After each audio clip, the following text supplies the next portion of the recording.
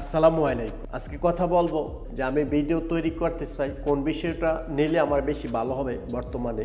তো যেসব বিষয় বেশি দ্রুত ভাইরাল হয়, যেমন ফানি টপিক। ফানি প্রত্যেকটা ভিডিও প্রচুর হিট হয়। যদি আপনি ফানি টপিক করতে পারেন বা রিয়েকশন করতে পারেন ফানি দিয়ে, তাহলে সহজে ভাইরাল হতে পারবেন। 2 নম্বরে যে বিষয়টা থাকতেছে সেটা হচ্ছে আপনি কোথাও একটা মানুষটা সহযোগিতা করলেন, কোথাও কিন্তু সমস্যা হলো, আপনি অর্থ দিয়ে সহযোগিতা করলেন, সেটা ভিডিও করে করে গরিব মানুষের পাশে দাঁড়ালে কিছু অর্থ দিলেন, তাকে দান করলেন, সেটা ভিডিও করে করে এই ধরনের চ্যানেল যদি করতে পারেন যে মানুষকে সহযোগিতা করতেছেন আর ভিডিও করে যদি এটা চ্যানেল দিতে পারেন, তাহলে খুব অল্পতেই আপনি ভাইরাল হয়ে যেতে পারবেন। 3 নম্বরের বিষয়টা হচ্ছে আপনি বাজারে অনেক বড় একটা মাছ আসলো অথবা গোস্ত অনেকগুলো আনলেন, আজ না এটাকে পাকশাক করে ভিডিও করে পাকশাক করে এলাকার যদি আপনার ব্লেজ হয় ব্লেজে, সিটিতে হলে সিটিতে, এগুলো বেশিরভাগ ব্লেজে হয়ে থাকে।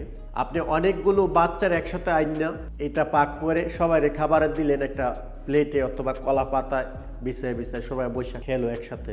অথবা অনেক ভিক্ষুক বা গরিব থাকে যারা ঠিকমতো খাবার খেতে পারে না, আপনি বড় কিনো মাছ এনে বা 10 কেজি 15 কেজি গোস্ত এনে সব গরিবকে একসাথে বসাইয়া খাবার খাওয়াইলেন, এটা ভিডিও করে দিলেন, পাক করাটা ভিডিও করলেন, তাহলে খুব সহজে ভাইরাল হয়ে যেতে পারবে। যদি এই ধরনের হয়ে থাকে খুব সহজে ভাইরাল হয়ে যেতে পারবে। বাড়িতে অনেক মা ও বোন থাকে, তারা অনেক সময় ফেসবুক ইউটিউবে সময় নষ্ট করে। আপনারা যদি আপনাদের যেসব পাক শাকগুলো করেন বাড়িতে, যদি এই সমস্ত ভিডিওগুলো প্রতিদিন যদি আপনার টেলিফোনে ভিডিও ধারণ করে যদি আপনাদের পাকগুলো প্রতিদিন ইউটিউব কিংবা ফেসবুক প্ল্যাটফর্মে পাবলিশ করতে থাকেন, 2-3 মাসে আপনাদের মনিটাইজ অন হয়ে যাবে, আর্নিং প্ল্যাটফর্ম ইনকাম করতে পারবেন। কেননা অনেক প্রবাসী আছে যারা দেশ থেকে বিদেশে আসার পরে কিভাবে পাক করতে হয়, কিভাবে মশলা দিতে হয়, তরকারির সাথে মাংসের সাথে কি পরিমাণে পাক করতে হয়, এগুলো কিন্তু প্রচুর অডিয়েন্স আছে, শ্রোতা আছে।